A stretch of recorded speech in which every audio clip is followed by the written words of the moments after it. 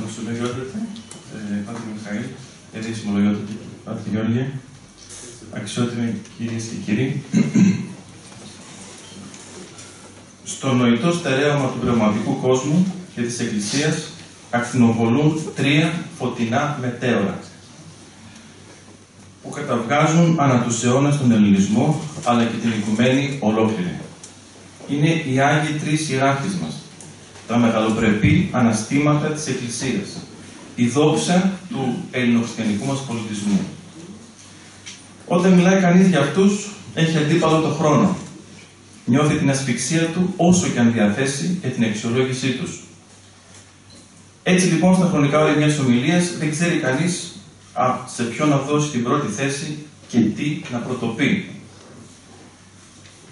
Άλλωστε αυτή ακριβώς η δυσκολία πήρε διαστάσεις έρητα στους πρώτους χριστιανικούς αιώνες, γιατί τότε λόγοι και το χριστιανικό πλήρωμα εξέφραζαν την προτίμηση και το θαυμασμό τους με πάθος για το ένα ή το άλλο πρόσωπο από τα τρία.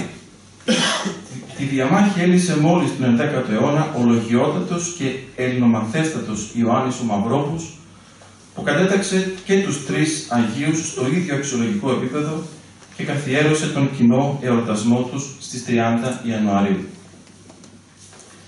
Δεν είναι όμως μόνο αυτός ο λόγος της εορταστικής τους σύναξης.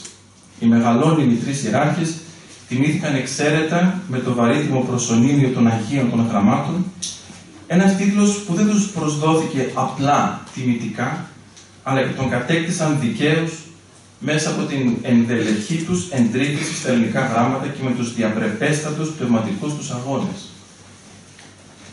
Είναι από τους μοναδικούς πλαστουργούς και μύστες αυτής της ακρεφνούς σύνθεσης που ονομάσαμε ελληνοχριστιανισμό.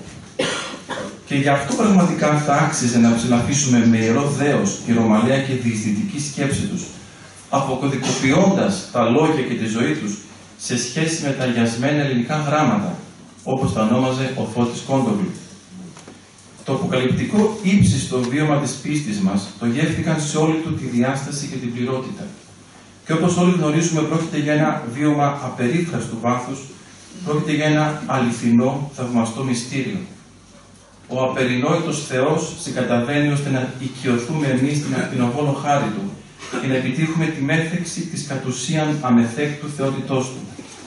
Και πράγματι, πώς ο άνθρωπος κατά τη Θεία Λειτουργία πετυχαίνει να βιώσει νοερός και ακτίστος τον άπειρο και απερινόητο Θεό? Πώς ενώ οι ζωηφόρες πτέρυγες του Αγίου Πνεύματος τον ανυψώνουν έως τρίτου ουρανού, ο άνθρωπος δεν αλλοιώνεται, δεν χάνει το πεπερασμένο του, τα αυθεντικά στοιχεία της φύσεώς του? Είναι η ίδια πραγματικότητα την οποία πρωτοαντικρίσαμε στο πρόσωπο του Θεανθρώπου. Τέλειος Θεός, προσκυνούμενος ενδρόμος υπό τον αήλων νοερών δυνάμεων και συγχρόνως τέλειος άνθρωπος που προσεγγίζει γνησίως το ανθρώπινο γένος και το οικειώνεται ολοκληρωτικά. Γι' αυτό λοιπόν το ύψιστο δώρο της πίστης μας βρήκαν οι ιεράρχες το προσφορότερο πνευματικό ανθρώπινο εργαλείο για να το υπηρετήσουν. Και αυτό δεν θα μπορούσε να είναι άλλο από την ελληνική σκέψη και την ελληνική γλώσσα.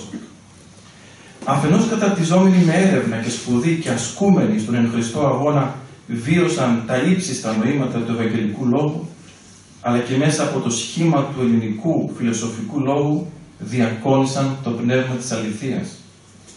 Η προσφορά τους στον ελληνισμό, στον παγκόσμιο πολιτισμό και ειδικότερα στον ευρωπαϊκό, υπήρξε ουσιαστική και καταπληκτική.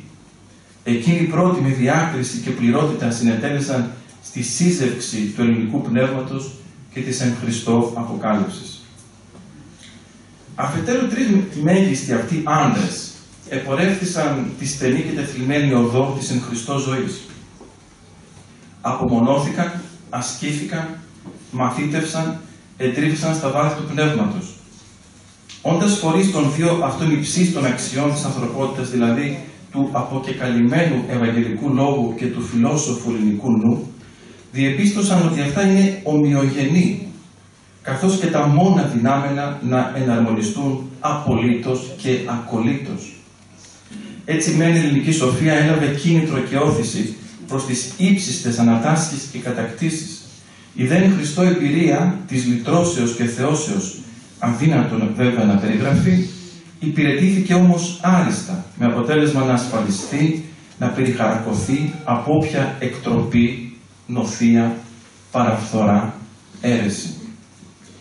Γι' αυτό και οι λόγοι τους, μεγαλειώδη ρητορικά μνημεία, οικοδομήθηκαν με τη φιλοσοφική αρχιτεκτονική του ελληνικού λόγου και μέσω αυτού έκριναν και διέκριναν την αλήθεια και την πλάνη.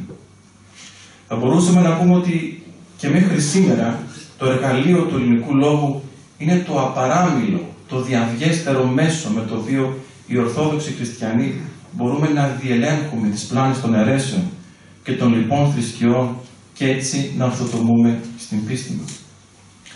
Για να ανεβούν όμως οι ιεράρχες μας στα υψίπεδα αυτής της αυθεντικής σοφίας και να χαράξουν κέρυες τομές στο βίωμα της πίστης μας και στο σώμα της ιστορίας, πέρασαν διαπυρός και σιδήρου, ισορροπώντας στις διανοητικές τους ακροβασίες και ταπεινούμενοι στον πολυτάραχο βίο τους. Κοίταξαν πρώτα κατάματα το ιερό τέρας του Έλληνα φιλόσοφου νου. Το διέγνωσαν άχρη μυελού οστέων. Το κατέκτησαν και μετά το καθυπέταξαν στην άμορφη σοφία. Η θύραφεν παιδεία που απέκτησαν ξεπέρασε κατά πολύ τους συγχρόνους τους εθνικούς. Από την Κεσάρια της Καπαδοκίας και της Παλαιστίνης ως την Αλεξάνδρεια, την Αθήνα και την Κωνσταντινούπολη, ο νεαρός Γρηγόριος εντρυφά και αφομοιώνει τα ελληνικά γράμματα. Η ρητορική του δεινότητα σαγηνεύει. Εν ζωή ευρισκόμενος ακόμα, μεταφράζονται οι λόγοι του στα λατινικά, στα αρμενικά, στα συριακά. Δεν προλαβαίνει να αποφοιτήσει από τη Σχολή των Αθηνών και προσκαλείται από φοιτητές και διδασκάλους να γίνει ο ίδιος καθηγητής τους. Αυτές όμως οι εκλεκτές γνώσεις και τιμές δεν επέρουν τον ταπεινό το πνεύματι θεολόγο που επήγεται να αποσυρθεί από τα εγκόσμια πανεπιστημιακά σαλόνια και να συναντήσει στην έρημο των ποθητών νυμφίων της ψυχής του. Εκεί στο ασκητήριο του Μεγάλου Βασιλείου, στον Ήρη ποταμό, θα αναμετρηθεί με τα σωματικά και πνευματικά του όρια, θα αναμυρικάσει τα συστατικά της ελληνικής του παιδείας και θα αποκρισταλώσει την αυθεντική γνώση του Θεού και Λόγου. Η ασθενική του φύση τον ερυπώνει. Οι καταιγιστικές διώξεις και οι αδυσόπιτες έρηδες για τη χειροτονία του σε επίσκοπο, στην οποία σύρθηκε, τον καταθλίβουν. Ωστόσο, ο πανδαμάτων λόγος του, ως μάχαιρα αληθείας, ακονισμένη στο αμμόνι της ελληνομάθειας, δεν διστάζει να αφήσει άναυδη τη σύνοδο των αιρετικών με τα εξής λόγια. «Είδε τι ημίν εγώ της διαστάσεως αίτιος, βάλετε με στην θάλασσα και πάψετε αφημών οκλήτων των ταράχων. Ερούμε παθήν ό,τι αν βούλεστε και περαθώσον, της ημών ομονίας ένεκεν. Θρόνου εξώσατε, πόλεως απελάσατε, μόνον την αλήθεια και την ειρήνη αγαπήσατε». Ομοίως και ο ομογάλακτος πνευματικός του αδελφός Μέγας Βασίλειος, απαστράπτει ως φωτεινός διάτονα στήρι στο επιστημονικό στερέωμα της εποχής. Οι βδοκίμοι σοφιστώνται και φιλοσόφων της τελειοτάτης, ήταν από τους καλύτερους δηλαδή φιλοσόφους της εποχής του, αναφέρουν οι βιογράφοι του. Επί 4,5 χρόνια στην ειδωλόβρητη Αθήνα δίδασκε ρητορική, γραμματική, φιλοσοφία, αστρονομία, γεωμετρία, ιατρική. Ο νους και η καρδιά του όμως ήταν προσανατολισμένοι στα μέγιστα. Επιδέξιος χειριστής στο όχημα της ελληνικής πέδευσης αναζήτησε το βίωμα στην υψοποιό ταπείνωση. Όλες οι γνωστικές του κατακτήσεις, άλλες αναλώθηκαν για τη δόξα της Ορθοδοξίας και άλλες κενώθηκαν στη διακονία των αδυνάτων και των πασχόντων, σε μια βασιλιάδα που ονομάστηκε Ευσεβίας Ταμείων. Και όταν κλήθηκε ο πολυμαθέστατος ιεράρχης να υπεραμεινθεί της πίστεως ή της ζωής του, με τη ρωμαλαία πειθό του λόγου του και την ψυχική του ακερότητα, ράπησε τον αλαζόν αμόδεστο λέγοντας «Θα τον πέμψει με προς Θεόν, ό ζω και πολιτεύομαι, και το πλήστο τέθνικα και προσόν επίγομαι πόρωθεν. Γρηγορότερα θα με στείλεις δηλαδή στο Θεό μου, για τον οποίο ζω και ενεργώ, και τα περισσότερα γήινα για μένα έχουν πεθάνει, και βιάζομαι να φτάσω κοντά του». Η ασύλληπτη ευρυμάθειά του δεν τον εμποδίζει από την απόλυτη παράδοσή του στο θέλημα του Θεού και ενθυμούμενος τα λόγια του Κυρίου του στο Σταυρό, κλείνει και αυτός την πεπληρωμένη ζωή του με τα λόγια «Εις χείρα σου παραθήσω με το πνεύμα μου». Πολλοί πέθαναν, ως γνωστό στην κηδεία του, εκ της του οθισμού, βίας και συγκλονίσεως. Γράφει γι' αυτόν ο αδελφός του Γρηγόριος Ονήσης: «Γένος μεν είναι αυτό, η προς τον Θεόν η κύρωσης, πατρίς δε η αρετή, σοφία το κτήμα». Σαν να μην ακούσαν ωστόσο οι φεγγοβόλες αστραπές των δύο αυτών φωστήρων της οικουμένης, ήρθε να λαμπρύνει τη χωρία τους άλλη μια λύρα του πνεύματος, ο Ιερός Χρυσόστομος. Με την εκθαμβωτική του οξύνια και τον πυρσό του χαριτόβρε του στόματός του, γρήγορα μάγεψε ομοδόξους και ετεροδόξους. Δεν δίστασε να μετέλθει όλα τα στάδια της τύραθεν εκπαίδευσης και να γίνει απαράμιλος χειριστής του ελληνικού λόγου. Έτσι που ακόμα και οι εθνικοί ρητοροδιδάσκαλοι να το αναθέτουν τη συγγραφή επίσημων και πολυσήμαντων πολιτικών λόγων τους.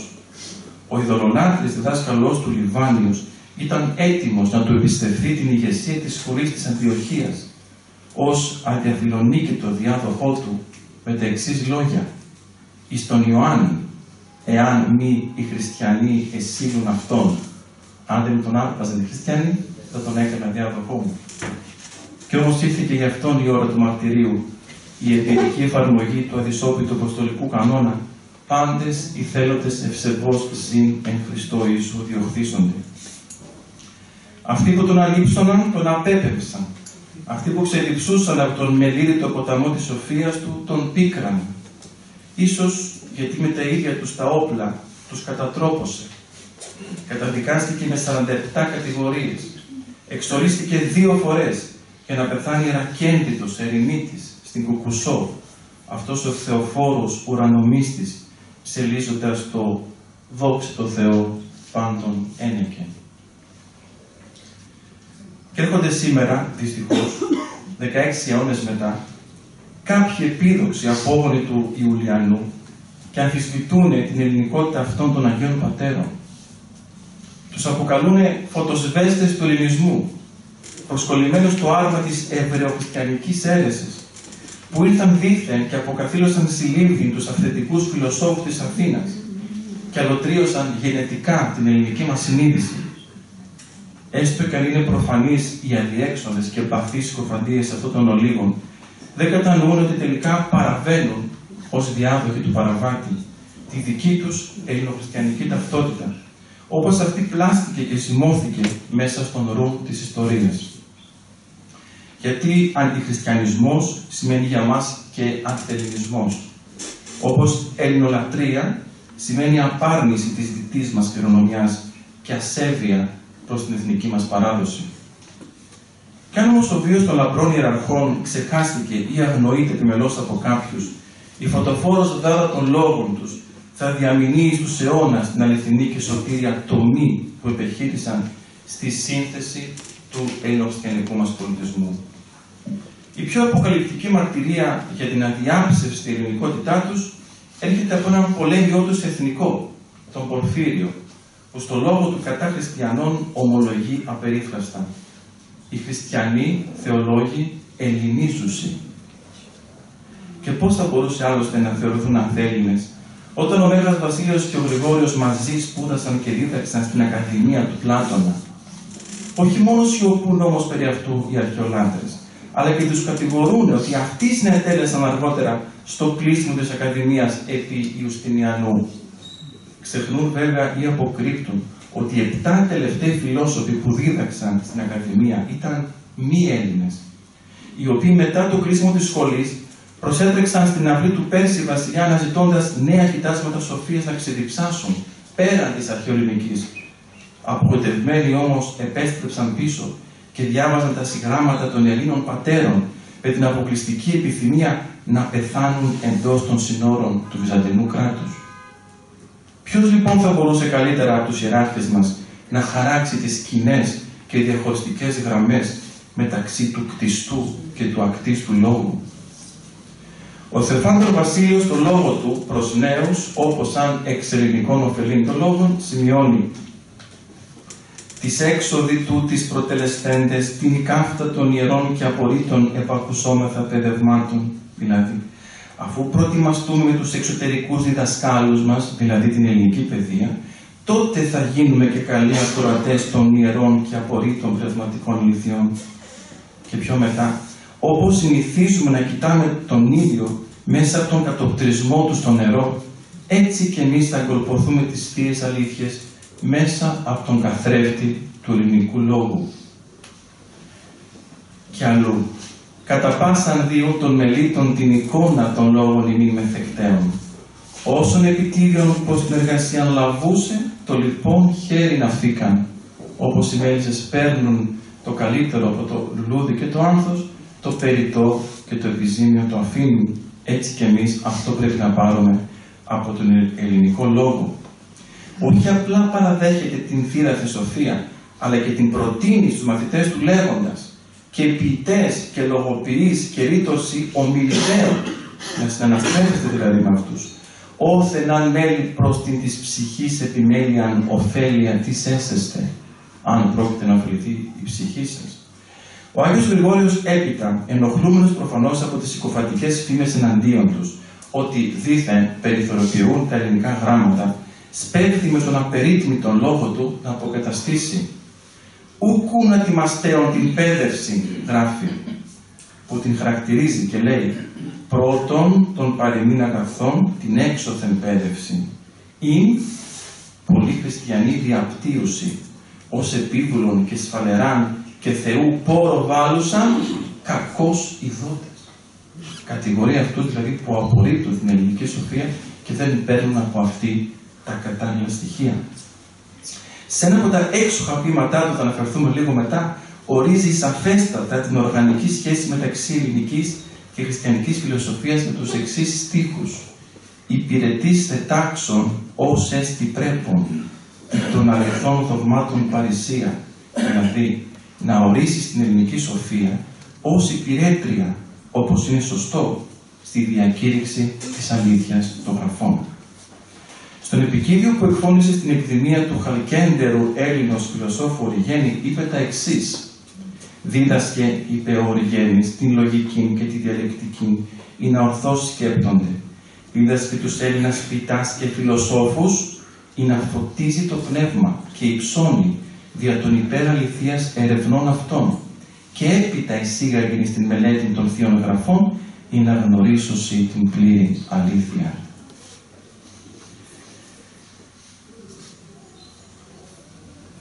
Νομίζω επιτά σήμερα να αναφερθούμε ιδιαιτέρως στον Άγιο Γρηγόριο, τον θεολόγο του οποίου τη λαμπρή μνήμη τιμούμε αύριο και εκκλησιαστικά από σήμερα μετά την ακολουθία του Εσπερινού. Η σχέση του με τον αρχαιολογικό λόγο υπήρξε καθοριστική τόσο στο πλαίσιο των επιστημονικών του σπουδών, όσο και ως εργαλείο ακρεφνούς έκφρασης των θεολογικών του θέσεων, αλλά και των πνευματικών έντεχνων συνθέσεων του. Ας μου επιτραπεί να εστιάσω σήμερα στο ποιητικό του μονολόγο, που δεν είναι ευρέως γνωστός. Το ποιητικό έργο του Γρηγορίου είναι εκτεταμένο. Έχουν σωθεί 407 ποίηματά του, σχεδόν όλα γραμμένα στη δύση του βίου του και ανερχόμενα σε περίπου 17.000 στίχους. Η θεματολογία τους είναι θεολογική, κατά βάση δογματική και ιστορικό-οικογενειακή. Τα ποίηματα αυτά προστίθενται στους 45 λόγους του ιεράρχη που υπήρξε δεινότατος ρήτορ και στις 246 επιστολές του, απαρτίζοντας έτσι το βαρύτιμο έργο του. Το ότι πολλά χωρία από τους λόγους του, που είχαν και χαρακτήρα πανηγυρικής, εγκομιαστικής ή και στυλιτευτικής αγόρευσης, μελοποιήθηκαν από τους συνογράφους της Εκκλησίας μας, επιτρέπει να ισχυριστούμε ότι και αυτοί ακόμη οι λόγοι του έβριθαν ποιητικών στοιχείων, όπως για παράδειγμα ο λόγος περί του Αγίου Πνεύματος ή ο λόγος εις την Πεντηκοστή. Τα ποίηματα του Αγίου Γρηγορίου, όταν τα διαβάζουμε σήμερα, μας πείθουν και για το ότι είναι καρπός υψηλότατης ποιητικής τέχνης. Τα μέσα, τα όργανα και οι εν γέννη τρόποι, μέσω των οποίων αρθρώνεται το λυρικό αποτέλεσμα, μπορούν να συνοψιστούν στον όρο μίμηση λόγων. Ο Γρηγόριος επιστρατεύει την δεινή ομπειρομάθειά του, για να μιμηθεί δημιουργικά το ήθος του πατέρα της αρχαιολογικής ποίησης συνθέτοντας ποίηματα και χριστιανικά επιγράμματα. Και δεν είναι μόνο ότι παίρνει υλικό από την υψηλή επική ποίηση και το προσαρμόζει σε σύντομα στροφικά δημιουργήματα, αλλά και ότι στην πραγματικότητα δανείζεται λόγο από τη Θύρα Σοφία για να αρθρώσει ρήματα χριστιανικά. Απευθυνόμενος για παράδειγμα στον εν κόλπης Αβραάμ αναπαυόμενο φίλο του και ιεράρχη Βασίλειο, τον χαρακτηρίζει φαάντατο, δηλαδή λαμπρότατο. Ο δε βίος του λέγει ήταν αστεροπή, δηλαδή αστραπή. Και οι δύο αυτές λέξεις απαντώνται στον Όμηρο. Σε ένα στίχο από τον Ή της Οδύσσειας διαβάζουμε αστήρ φαάντατος. Αλλά και από τον Ησίοδο δεν παραλείπει να λάβει το επίθετο υψημέδων, που χαρακτηρίζει εκείνος βέβαια τον Δία, για να το προσδώσει όμως ο Άγιος στον τρισυπόστατο Θεό των χριστιανών. Από τον έκτο Ολυμπιόνικο του Πινδάρου πήρε το επίθετο Θεόφρον και το χρησιμοποίησε στο τρίτο και στο 10ο επίγραμμά του. Στον Ηρόδοτο χρωστά τον ασυνέρετο τύπο του επιθέτου Έπνοος.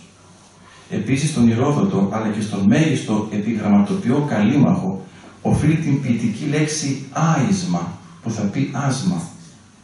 Οι επιρροές τέλος των τριών κορυφαίων τραγικών στον ποιητικό λόγο του Γρηγορίου είναι κάτι παραπάνω από εμφανής, τόσο σε ό,τι αφορά τα λεκτικά δάνεια, όσο και τις υφολογικές προτιμήσεις.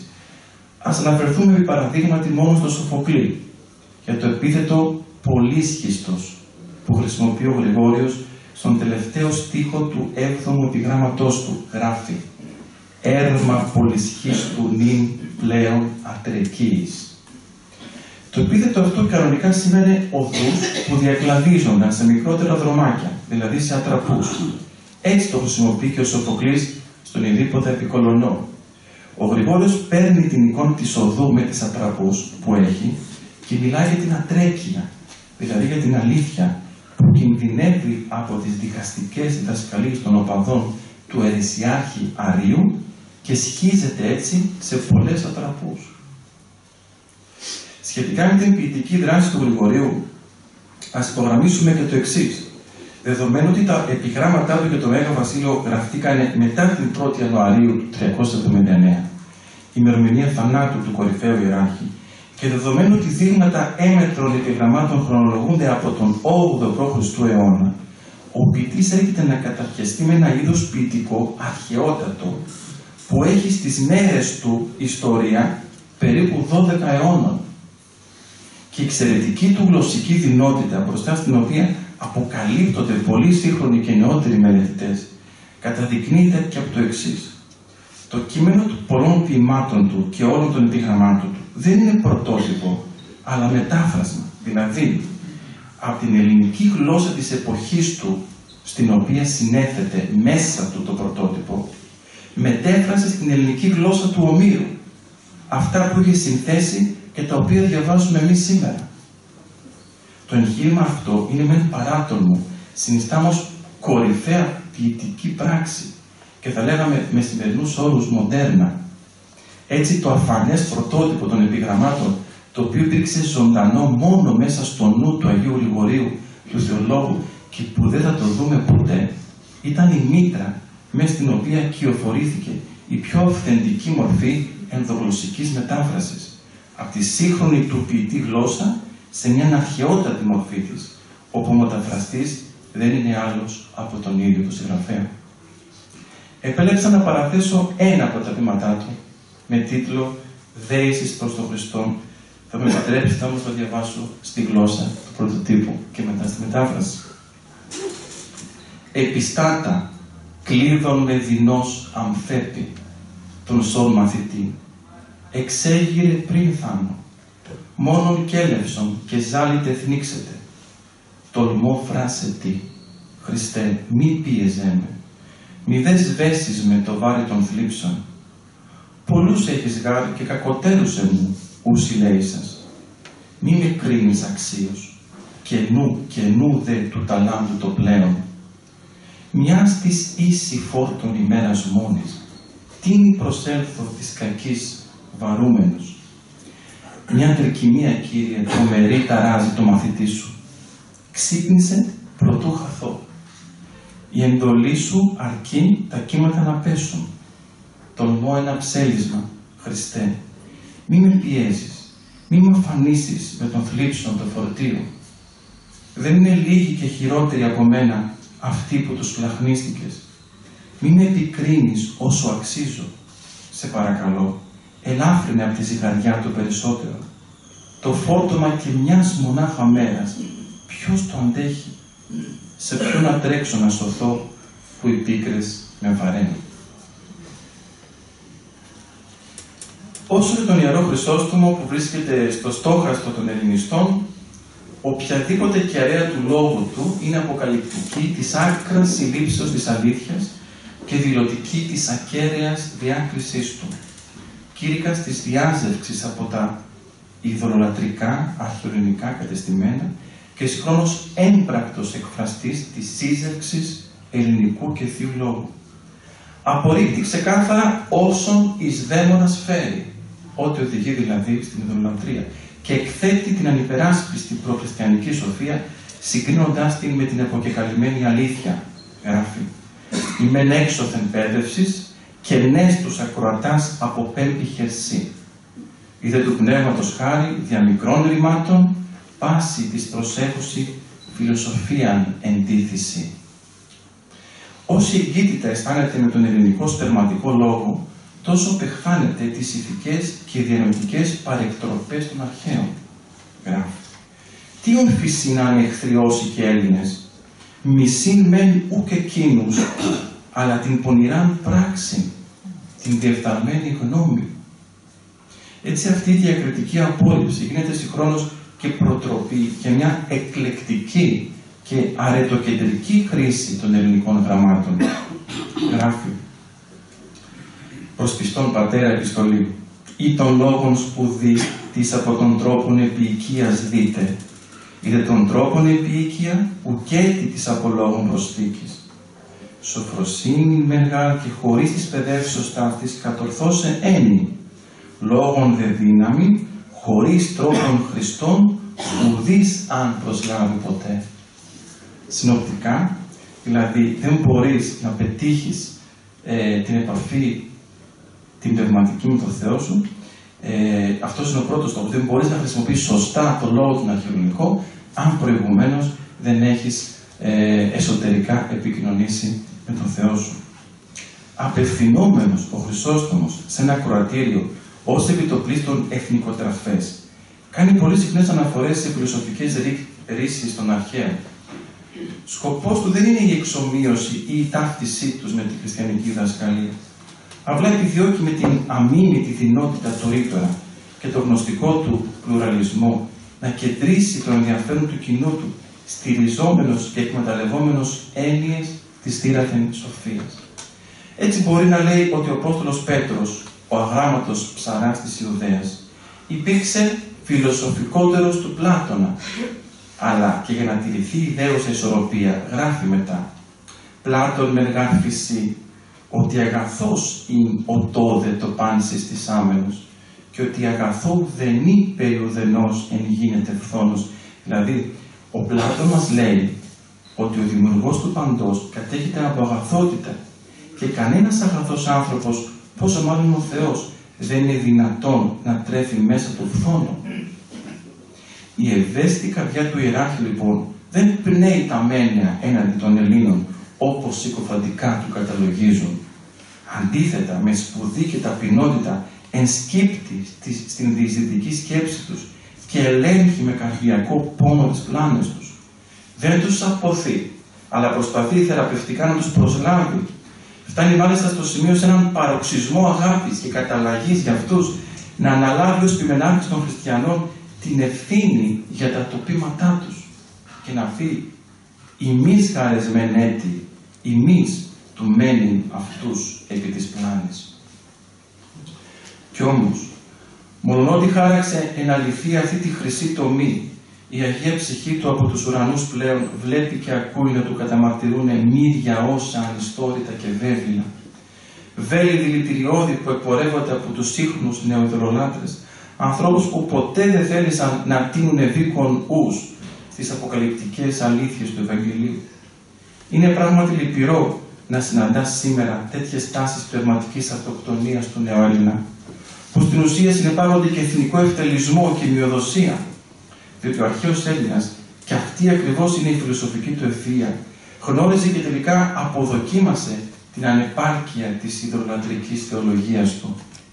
Η αρχαία θρησκεία υπήρξε στον πυρήνα της μονοθεϊστική, και αυτό αποδεικνύεται περίτρανα από τα έργα ακόμα του Ομήρου, όπου οι άνθρωποι συνιστούν έναν μορφικό εξανθρωπισμό του Θεού, μέχρι την αναζήτηση του αγνώστου Θεού από τους Αθηναίους, που ήρθε ως επιστέγασμα στις αδιέξοδες αμφισβητήσεις του 12ου.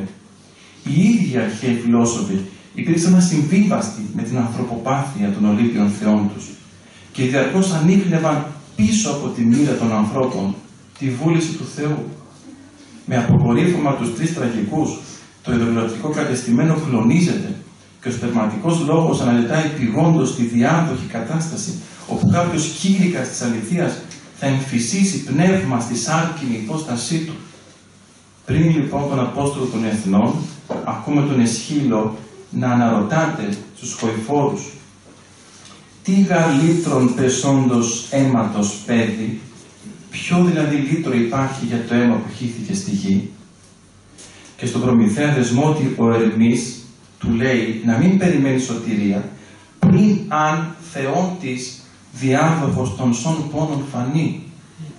Και ο Ευρυπίδης, πάλι κουρασμένος από τα ρεπάλληλα πάθη των Θεών, εξομολογείται στο έργο του Ελένη τι είναι Θεός και τι μη Θεός και τι είναι το ανάμεσό τους. Και η ρωμαλαία σκέψη του Σωκράτη ψηλάφισε ίσως περισσότερο από όλους την έννοια του Θεού, πράγμα που τον οδήγησε στο θάνατο με την κατηγορία ότι εισφέρει κενά δαιμόνια. Ομοίως ο Πλάτων και ο Αριστοτέλης αναζήτησαν μια υπεραβατική αρχή στην πίστη τους για να φτάσουν να μιλάνε για ομοίωση με το Θεό. Ομοιούστε Θεό, γράφει ο Πλάτων στην πολιτεία του, και για το Θεό ως ον, αΐδιον και άριστον, γράφει ο Αριστοτέλης.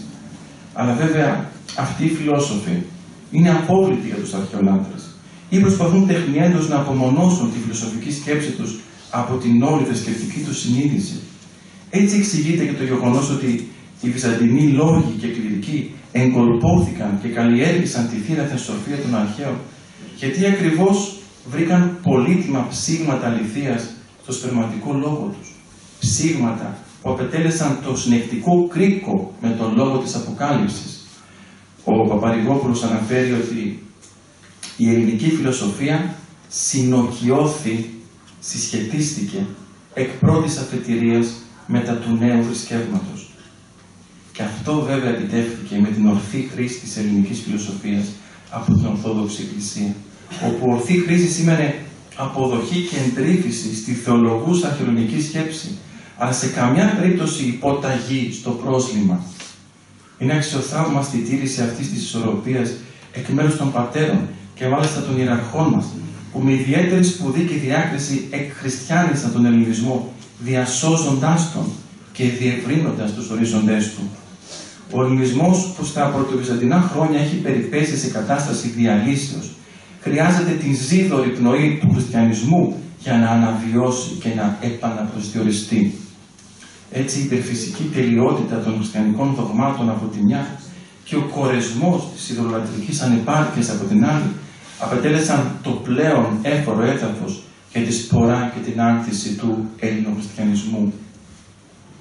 Είναι γνωστό βέβαια πόσο πολεμούνται, κυρίως από αρχαιολάτρες και αθέους, οι Έλληνες πατέρες, κατηγορούμενοι μανιωδώς για ανθεληνισμό και εξύβριση της αρχαίας κληρονομιάς. Συγκεκριμένα, ο Ιερός Χρυσόστομος κατηγορείται ως σκληρός μισέλλην, οι βάσεις είναι δικές τους, κατεδαφιστής και καταστροφέας των ελληνικών καλλιτεχνικών αριστουργημάτων. Είναι πραγματικά αξιαπορίας αυτή η μορφή. Τη στιγμή που από κορυφαίους ερευνητές της επιστήμης ο Ιερός Χρυσόστομος θεωρείται ως ένας από τους πολυτιμότερους φορείς της ελληνικής παιδείας. Όσον αφορά τις καταστροφές αρχαίων ναών και μνημείων, πρέπει να λάβουμε υπόψη μας δύο σημεία. Είναι πολύ λογικό και επιβεβλημένο ο σοφός Άγιος της Εκκλησίας, ως γνήσιος κήρυκας του Ευαγγελικού Λόγου, να απορρίπτει όσον εις δαίμονας φέρει δηλαδή την ειδωλολατρική χρειά του ελληνισμού και οτιδήποτε θα μπορούσε να διολυσθήσει προς την αρχαία θρησκεία. Αναλύοντας επιπλέον τη μαρτυρία του Θεοδόρητου, την οποία επικαλούνται οι αρνητές του, γίνεται εμφανής η τιμαντική ευθύνη του ιεράρχη, που σύμφωνα με αυτήν καθόριζε τη στάση του στα αρχαία μνημεία. Επιπλέον δε η επιθετικότητα και η δικτικότητα πολλών εθνικών προκαλούσε συχνά την αντίστοιχη απορριπτική στάση από τους πατέρες. Ποτέ όμως σε επίπεδο προσώπων, αλλά μόνο σε επίπεδο θρησκευτικών αντιλήψεων. Ο Χρυσόστομος δεν υπήρξε ποτέ μισέλιν, αλλά ελευθερωτής του ελληνισμού, από τα στοιχεία της νηπιότητός του. Ήταν ο συνδετικός κρίκος που ένωσε, μαζί με τους δύο προκατόχους του, την ζήτηση αληθείας των αρχαίων με την εν Χριστώ αλήθεια. Από τότε πράγματι μπορούμε να μιλάμε για ελληνοχριστιανικό πολιτισμό. Ένα κράμα που καλκεύτηκε μέσα στο καμίνι της πολύπαθης ζωής τους και στην πυρά των λόγων τους. Γιατί αυτό ακριβώς που τους καθιστά αυθεντικούς εκφραστές αυτού του πολιτισμού είναι το γεγονός ότι βίωσαν σε όλο τους το βάθος και την ένταση τα δύο αναπαλωτρίωτα συστατικά του. Τον γόνιμο ορθολογισμό του Έλληνα και το ακαταμάχητο υπέρλογο του Χριστού. Δεν αποδίθηκαν σε θεωρητικές προσεγγίσεις, ούτε προσπάθησαν να επιδείξουν νοησιαρχική επιστημοσύνη. Η φωτεινή και συγχρόνως σταυρική του ζωή υπήρξε ο πιο εύγλωτος και αδιάψευτος μάρτης της πιο ρηξικέλευτης ιστορικής καινοτομίας τους. Στην Αντιόχεια, την εποχή των τριών ιεραρχών, ο χριστιανισμός απέκτησε τη δική του οντότητα και σύντομα και την οικουμενικότητά του. Με τη συναδέλφωση ελληνισμού και χριστιανισμού ανακαινίστηκε ο κόσμος και η ιστορία μέσω δύο διαδοτικών υπερβάσεων. Πρώτα, ο Ιουδαϊκός εθνικισμός εκλείεται και έτσι καταξιώνεται η παγκοσμιότητα του μηνύματος της πατρότητας του Θεού. Και έπειτα ο ελληνισμός πραγματοποιεί τη μεγαλειωδέστερη αυτυπέρβασή του στην ιστορία και μετατίθεται από τον κτιστό λόγο στον άκτιστο λόγο, δηλαδή από τον ενάρετο άνθρωπο στον εν Χριστώ άνθρωπο. Ήταν μια φυσική συνέπεια αυτό, τη στιγμή που ο προχριστιανικός Έλληνας ψηλαφούσε τη Θεία Παρουσία στον κόσμο, ώσπου να καταλήξει στην πηγή κάθε τελειότητας, στον Τριαδικό Θεό. Αυτές οι υπερβάσεις λοιπόν ήταν αποκλειστικό έργο των Ελλήνων πατέρων και μάλιστα των τιμόμενων ιεραρχών. Ο ελληνισμός καταξιώθηκε σε ιστορική σάρκα της Ορθοδοξίας με μια ένωση αδιέρετη αλλά και ασύγχυτη στα όρια της θεανθρωπότητας. Στη διαδικασία προσλήψεως του ανθρώπου και του κόσμου η Ορθοδοξία προσφέρει και προσλαμβάνει. Προσφέρει το θείο και προσλαμβάνει το ανθρώπινο για να αυθαρτοποιήσει το πρόσνημα. Έτσι λοιπόν η ελληνική συνείδηση νεκρώθηκε και αναστήθηκε, χωρίς να χάσει όμως την ταυτότητά της. Απλά άλλαξε προσανατολισμό. Το ελληνικό πνεύμα κενώθηκε και συγχρόνως πληρώθηκε και με αυτή τη νέα του σύσταση πολιτογραφήθηκε πλέον αμετάκλητα στην ιστορία. Στην εποχή μας, εποχή εγκεφαλικής προόδου, όπου η επιστήμη και η τεχνολογία έφτασαν στον κολοφόνα της δόξης τους, ο άνθρωπος ακούραστος κυνηγός της γνώσης ασθμένη. Υποταγμένος σε κάποια τροχή λατομανία, αφού δρασκέλισε τη γη, μηδενίζοντας τις αποστάσεις, ψάβει εδώ και λίγες δεκαετίες λαχανιασμένος τα κράσπεδα του σύμπαντος, με το καυτό αίτημα να μάθει και να ευτυχήσει. Ο τόπος και ο χρόνος δεν φαίνεται να μας χωράνε πια. Γι' αυτό και παραβιάζουμε κατά εξακολούθηση τα φυσικά σύνορα της βιολογικής και διανοητικής μας δικαιοδοσίας. Ανιχνεύουμε ακόμα και μέσα στο αχανές μας γονιδίωμα τη συνταγή μιας ηλιστικής ευδαιμονίας. Το αποτέλεσμα, αισθανόμαστε παίγνια της αλαζονίας μας, αφήρματα στη δίνη των φυσικών καταστροφών που πληθαίνουν και περισσότερο νιώθουμε ενδεείς και ανέστοι κατά το μετέωρο βηματισμό μας σε αδιέξοδες ιδεολογίες και αντιλήψεις. Οι τρεις ιεράρχες μας τείνουν λυτρωτικά χείρα βοηθείας. Ζητούν να τους ακολουθήσουμε με πνεύμα μαθητείας, εξερευνώντας το άπειρο και αιώνιο σύμπαν της ψυχής μας. Αποτελεί άλλωστε και στοιχειώδης επιταγή της ιστορικής μας κληρονομιάς να εχνηλατήσουμε στη δική τους ανακαινιστική πορεία. Δεν μας επιτρέπεται πλέον η δουλεία μας στον αλωτριωτικό εκριτικισμό. ούτε μπορούμε να οραματιζόμαστε παγκόσμιους πολιτισμούς και ευρωπαϊκά συντάγματα που προδίδουν την εθνική μας και θρησκευτική ταυτότητα. Και όσοι προσπαθούν τεχνιέντος να εξανθρωποδίσουν αυτή την ταυτότητα, πρέπει να μας βρουν όλους αντιμέτωπους και ενωμένους, να κρατάμε βαθιά στην ψυχή μας τα βαρύτιμα πιστήρια της ιστορικής μας κληρονομιάς, έτσι όπως μας τα εμπιστεύτηκαν οι ιεράρχες μας. Ο σχεδόν σύγχρονος Άγιος μας Νεκτάριος, με τα παρακάτω λόγια, με τα οποία και θα κλείσω την ομιλία μου, μας αποδεικνύει πώς μπορούμε να μετουσιώσουμε σε πράξη τα διδάγματα των ιεραρχών μας. Το απόσπασμα είναι από το έργο, από το λόγο του, περί της ελληνικής φιλοσοφίας ως προπαιδείας εις τον χριστιανισμό. Ο Θεός μέσα στα πλαίσια της θείας του προνοίας διέπλασε το ελληνικό έθνος ως οφθαλμόν εις το σώμα της ανθρωπότητος και από αυτή τη θέση το εκάλεσε να εργαστεί για την αναγέννησή της. Ο Έλλην είναι πλασμένος φιλόσοφος, είναι και πλασμένος χριστιανός. Είναι πλασμένος να γνωρίζει την αλήθεια και να τη διαδίδει στα άλλα έθνη. Ναι, ο Έλλην εγεννήθη κατά τη Θεία Πρόνοια διδάσκαλο της ανθρωπότητος. Αυτό το έργο είναι η πνευματική κληρονομιά του. Αυτή είναι η αποστολή του. Αυτό είναι το ξεχωριστό κάλεσμά του μεταξύ των εθνών. Ας ακολουθήσουμε λοιπόν αυτό το κάλεσμα. Ευχαριστώ.